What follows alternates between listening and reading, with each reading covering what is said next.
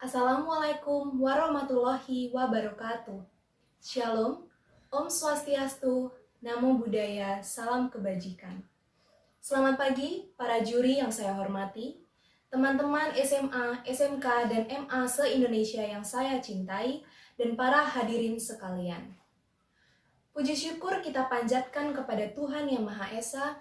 Atas rahmat-Nya, kita diberikan kesempatan untuk berkumpul di sini meskipun secara virtual. Tidak lupa saya haturkan terima kasih yang sebesar-besarnya kepada Prodi Pendidikan Bahasa dan Sastra Indonesia Universitas Ahmad Dahlan Yogyakarta yang mengaktualkan kegiatan yang dapat menumbuhkan cinta tanah air kami, siswa-siswi SMA, SMK, dan MA se-Indonesia seperti lomba pidato virtual ini. Hadirin yang berbahagia, sebagai masyarakat Indonesia, sudah seharusnya kita mengutamakan bahasa Indonesia, khususnya dalam komunikasi lisan maupun tulisan.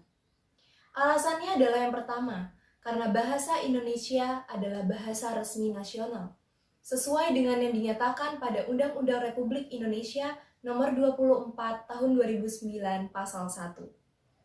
Jika dilihat dari sisi sejarah, bahasa Indonesia berakar dari bahasa Melayu.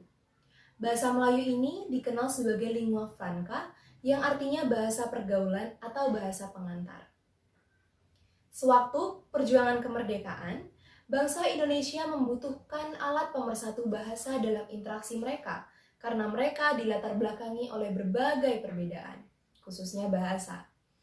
Oleh karena itu, dipilihlah bahasa Melayu sebagai bahasa pemersatu di kala itu. Pada tanggal 28 Oktober 1928, para pemuda bertekad untuk mengikrarkan Sumpah Pemuda dengan ikrar yang ketiga yang berbunyi, "Kami, putra dan putri Indonesia, menjunjung bahasa persatuan, bahasa Indonesia," merupakan bukti bahwa bahasa Indonesia adalah bahasa pemersatu kita. Hadirin yang saya hormati, kita tahu bahwa Indonesia adalah negara yang beragam. Banyak suku, budaya, ras, bahkan agama di dalamnya. Sedikit kita melangkahkan kaki, kita bisa merasakan perbedaan-perbedaan itu. Ngayah, kata orang Bali. Gugur gunung, kata orang Jawa. Marharuan, kata orang Batak. Bahasa Bali, bahasa Jawa, bahasa Batak, dan 700 lebih bahasa daerah lainnya adalah milik Indonesia. Bahasa-bahasa itu bukan pemecah, ini justru memberikan identitas dan ciri khas untuk negara Indonesia.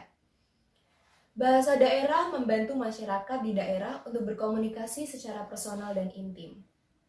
Namun, perkembangan zaman membuat bahasa daerah semakin terkikis. Salah satu contohnya adalah saya. Saya adalah orang Batak, namun saya sudah tidak kenal dekat dengan bahasa Batak.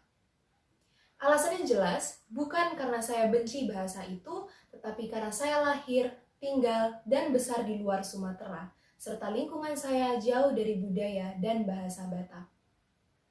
Dari sini kita bisa melihat, lambat laun bahasa daerah bisa pudar, hilang, dan terlupakan. Hadirin yang saya muliakan, tidak dapat dipungkiri memang perkembangan zaman begitu nyata. Tidak jarang lagi kita melihat sekolah internasional 3 bahasa. Sering pula kita melihat anak kecil yang sudah sangat fasih berbahasa Inggris. Film-film dan buku-buku bahasa asing, khususnya bahasa Inggris, sudah menjadi hal yang biasa.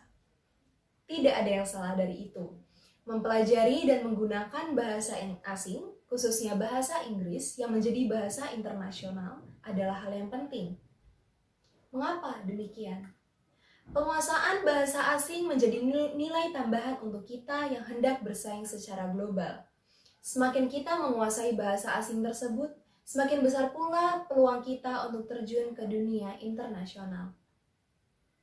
Dewan juri dan hadirin yang saya hormati, bahasa Indonesia, bahasa daerah, dan bahasa asing tidak bisa diukur perbandingan pentingnya. Karena itulah, jangan abaikan salah satu dari mereka. Tempatkan mereka di waktu dan saat yang tepat. Gunakan dan utamakan bahasa Indonesia, karena ia adalah pemersatu kita. Lestarikan bahasa daerah, karena ia membuat kita istimewa. Kuasai bahasa asing, karena ia yang berperan penting untuk dunia global di masa sekarang maupun yang akan datang. Sekian dari saya, terima kasih.